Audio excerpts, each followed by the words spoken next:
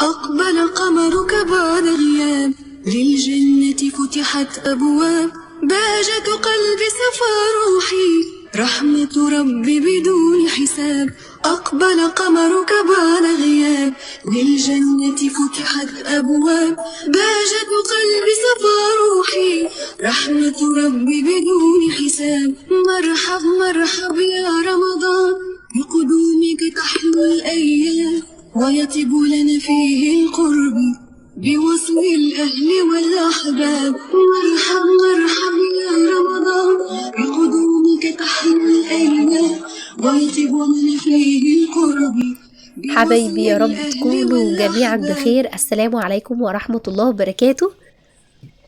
فيديو جديد من فيديوهات الفرحة، فيديوهات تجهيزات شهر الخير، شهر رمضان. اللهم بلغنا رمضان يا رب العالمين. يا رب تقبل منا يا رب صالح الأعمال، ويبلغنا رمضان ويتقبل منا الطاعة، ويا رب كده دايما يجعل بيوتنا عمرانة بالخير، ويتم عليكم يا رب نعمة الصحة والعافية، ويرزقني وإياكم نعمة الصوم ونعمة الطاعة. الطاعة دي نعمة، اللهم أعنا على طاعتك وذكرك وحسن عبادتك، اللهم آمين يا رب العالمين. طبعا بدأت معاكم سلسلة فيديوهات كده، بدأنا مع بعض تفريزات، وكنت كل فيديو كده بنعمل مع بعض حاجة بجانب أفكار وبجانب حاجات تسهل علينا شغل البيت، وتسهل علينا كمان إن شاء الله العبادة في شهر رمضان. والعبادة كمان بنبدأ إن احنا يا جماعة نتدرب عليها من دلوقتي، فاحنا من دلوقتي برضو الحاجات دي هتفيدنا ان احنا هنقدر يكون عندك وقت اطول. يعني لما بتبقى عامله تفريزات في الاكل بيكون عندك وقت احلى في اليوم انك انت تقراي القران، انك انت تقدري تصلي طبعا السنن بجانب الفروض الخمسه. فما تنسيش بقى تحطي لي كده اللايك ودعوة كده من قلبك في التعليقات ليكي ولينا بصلاح الحال يا رب وتيسير الأمور. وتنسيش طبعا تثقلي ميزان حسناتي وحسناتك وتقولي سبحان الله وبحمده سبحان الله العظيم.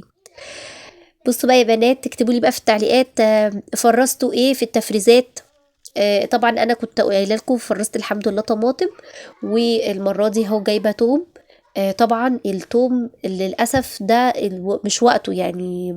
هو الموسم بتاعه يا لو على شهر 3 كده بأمر الله، يعني غالبا هينزل في رمضان أو ممكن ينزل مع العيد كده يعني.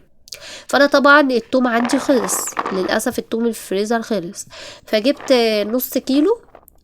جبت نص كيلو توم، كان ب60 جنيه، يعني الربع كيلو ب30.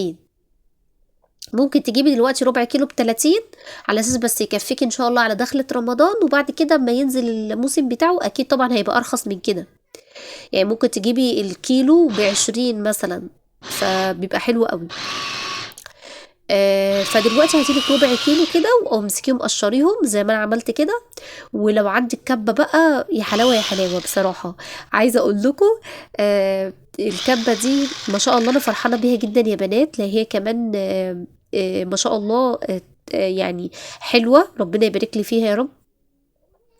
فبتفرم لي بقى البصل الثوم، لو مثلا عايزه اعمل فيها اي يعني لحمه مفرومه مثلا، هي ما بتفرمش اللحمه، بس ممكن ان هي تنعمها لي، فاهمني كده، احط معاها متبلات مع شويه بصل بتاع، اعمل مثلا خلطه كفته، خلطه حواوشي، حاجات زي كده.